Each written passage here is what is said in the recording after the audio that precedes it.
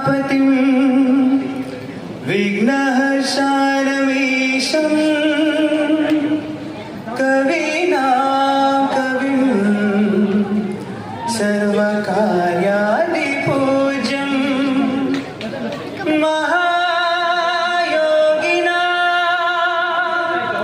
अप्रमेयं प्रसिद्धं स्मरारेष्टनूजं भजे ज्येष्ठराजम्.